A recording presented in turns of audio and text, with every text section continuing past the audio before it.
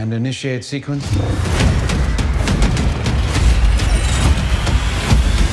Revenge is what makes a man like you exceptional. You know nothing about men like me.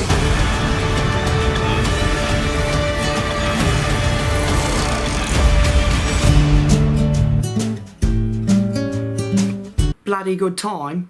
This ain't.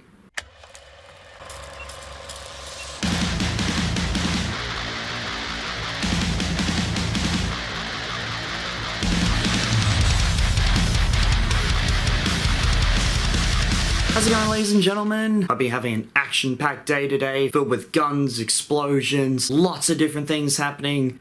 Obviously not in real life, I'm talking about in entertainment-wise. We don't want any more chaos happening in this world, aside from the stuff that's already happening now.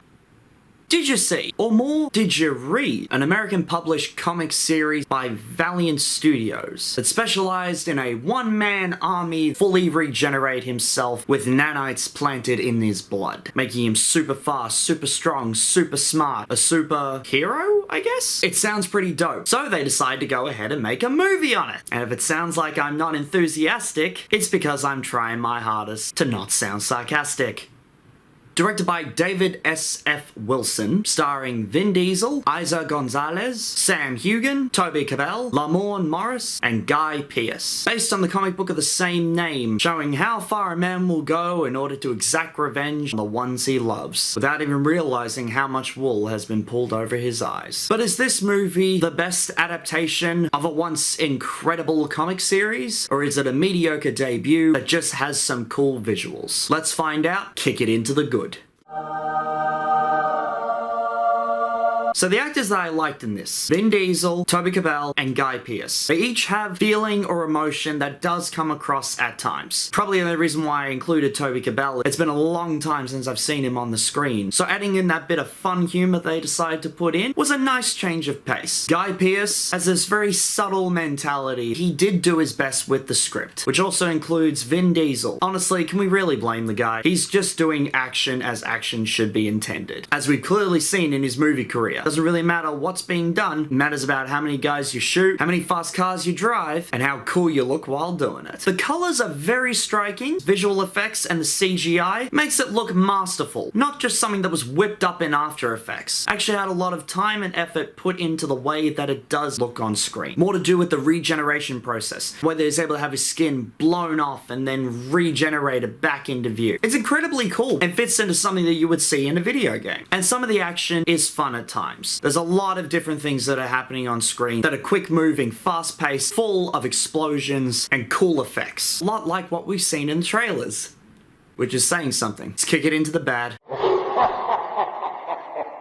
David F. Wilson. Since this is his first directorial debut, it's clear that there is some speciality that's been put in this. More through his visual effects. Through his IMDb page, all you can see are visual effects coordinator. Some of the biggest films that you've ever seen hit the screen, and some games as well. Proves that he knows exactly what he's doing. But the rest of it was clearly kept from him. I could probably summarize this in just a few sentences. The story, the plot, the action, the audio, and the film's overall ending. I'll go into details over all of these, don't you worry. I'm gonna start with the sound, because that was the thing that pissed me off the most. This movie is heavily dubbed. And since this movie is in English, you wouldn't really need to be dubbing over people's lines. Every single thing that the actor says throughout has been ADR'd because certain people wouldn't be able to understand what they're saying. And when you do such a horrible job, it looks a lot like this. Really out of place and just feels so overused. Like they literally said,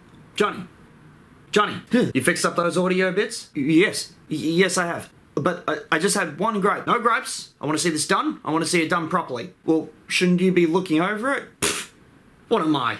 Your boss? Did you expect the end result to be this poor? You have an action movie with Vin Diesel, one of the gods of the screen, is still currently in so many different film franchises, born out of pure action and carnage. How did you fuck this up? You got an action movie with not a lot of action. Most of the time, it is literally just talking and trying to establish different plot devices we don't really care about, demonstrated and shown us within the space of 30 seconds, or hell, 5 minutes. Not take up a third of the movie trying to explain the ins and outs of how technology works. It makes it sound smart, but in actual effect shows up slow as anything. I counted how many times I looked at my watch to see how much was left of this movie. And you don't want people looking at your watch. Definitely not in the cinema. A, it's rude. And B, you're there to watch a movie. You're not there to look at your phone. But if you're forced to, then you gotta fix something right away. The camera effects and the cinematography move way too quick during the action sequences. There are so many cuts in between, you have no idea what's going on. Overused stunts that look like they were literally taken from a previous scene, superimposed in there, or hell, they just took that bit and made it look like it was happening in a new scene. Reintroduced what made the year 2000 so memorable. I'm sure you've seen it. Let's just take a look at Daredevil. And The Matrix.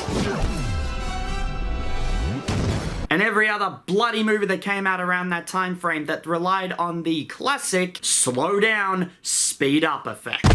This honestly feels like PS3 era technology in a 2020 era. Last gen hardware when it's supposed to be the next gen hardware. My god, did anyone read the script or did they just approve it and send it out there? Did the person who wrote the script actually read through all of the material? The stuff that made Ray who he was? How he was a man on the edge, oppressed and destroyed by his very country that made him? Who even wrote this?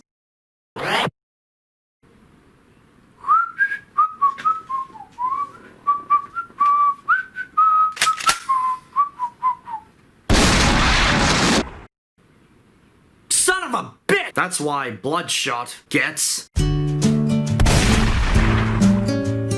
I always like to end my reviews with a quote from the film. This film wasn't memorable. It's nowhere near memorable when it should be. But my favorite quote was, I feel like I've already heard this.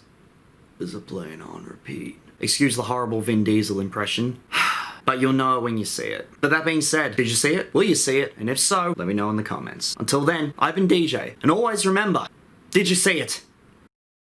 I don't understand how it is physically possible for a studio to fuck up this badly. Like, I can understand with him in the director's chair. Maybe if he is the writer, he'll actually read through the material and understand these things. But if it's written like a 12-year-old, no. So it was rated M, which is PG-13. Why wasn't it rated MA? Oh, I know why, because we could get more people in the seats. Well, here's the thing. There were only 4 people in the cinema when I saw this, so I guess your plan backfired. Clearly my plan backfired, because now I can't fucking kill myself. I'm just gonna try that again.